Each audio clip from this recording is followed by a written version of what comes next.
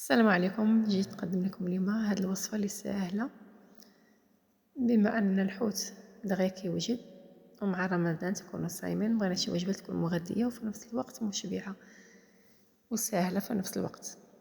كناخذ لي قامه، عندي الملح، عندي الخرقوم، بابريكا اولا التحميره، سكينجبير، عطريه ديال الحوت وشويه ديال الكمون، غير شويه ما نقويوش. من بعد كنضيف القزبر ومعدنوس مقطعين،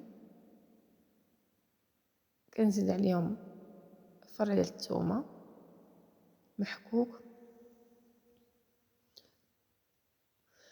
كنتمنى ما تبخلوش علينا بلايكات وتشجعونا باش القناه ان شاء الله تطلع ان شاء الله القناه ويكون عندنا محتوى اللي يساعد في الطبخ. كنضيف هنايا نص حامضه، كنحاول نعصر الحامض نحيد دوك العظام ديالها.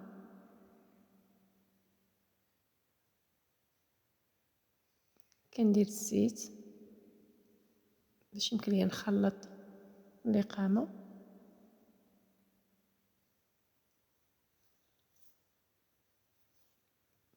ملي كنخلطها انا ديجا خديت الشعريه الصينيه، كبيت عليها الماء طيب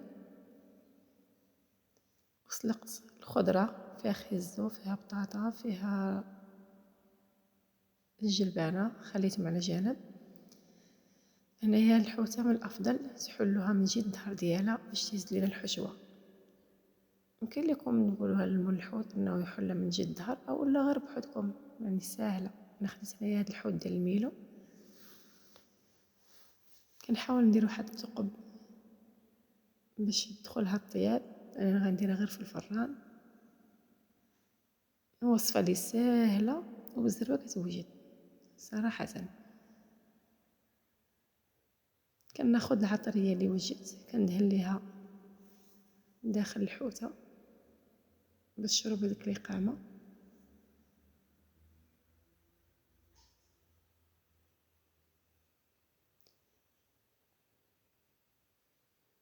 كندير شويه في دوك الفليحات اللي فلحت الحوته كذلك. كنتمنى لو وصلتوا لهاد اللقطه ما تبخلوش علينا بلايكات وتشجيعاتكم للقناه، هذا فضل وليس امر. شكرا لكل واحد دار متابعه وكل واحد دار لايك.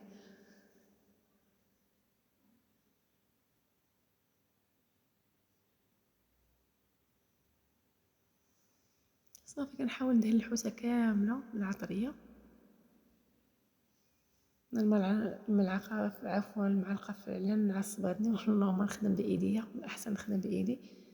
كناخذ هذيك العطريه كنضيف عليها الشعريه الصينيه اللي ديجا كما قلت رطبتها في الماء طيب، وكنضيف الخضره المسلوقه، بطاطا، خيزو، الجلبانه.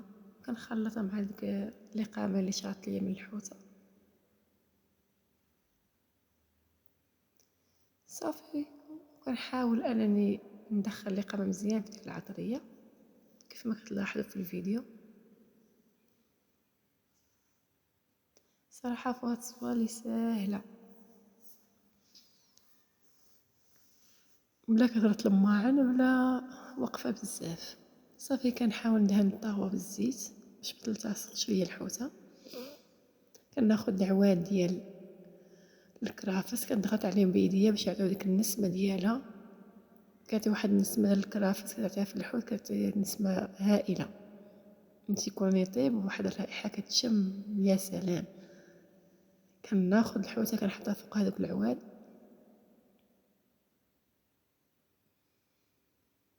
وهنا غنضيف الحشوه اللي ديجا حضرتها معاكم.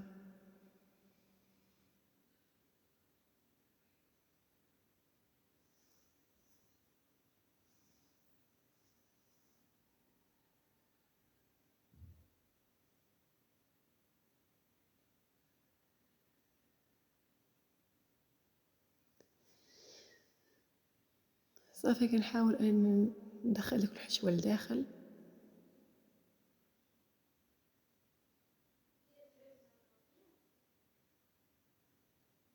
كنتمنى الفيديو ما يجيكمش ممل، لان اصلا ما كنهضرش بزاف، اصلا كنقول غير الحاجه المهمه في الفيديو ولا قوه الهضره. كناخذ مطيشه مع الفلفله، كنساتهم في الجناب بحال هذا الشكل هذا.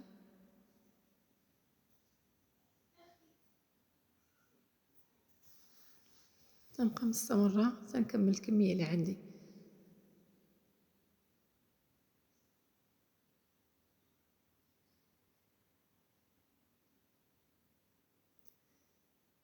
من بعد كناخذ شويه ديال الملحه وشويه ديال الابزار كنرشهم على الفلفله ومطيشه، وكناخذ واحد خط ديال زيت العود كنرشو على الحوت من الفوق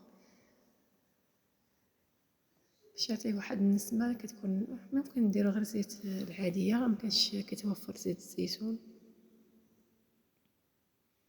كيف ما كتلاحظوا هذا هو الشكل اللي كيجي ديالها، الحوته معمره في الفرن. كنضيف له هنايا شرائح ديال الحامض، لان الحامض ضروري مع الحوت، راكم عارفين الحوت كيتواتى بزاف مع الحامض. صافي، وكنضيف زيت الزيتون من فوق الحوته وكندخلوها للفرن كطيب. وبالصحة والراحة، ورمضان مبارك وعشركم مبروكة. متبخلوش علينا باللايكات. هنايا تحذف ليا المقطع اللي غنوريكم انه مني طابت كيفاش كتجي، ولكن تيقوني انها كتجي زوينه بزاف ولذيذه.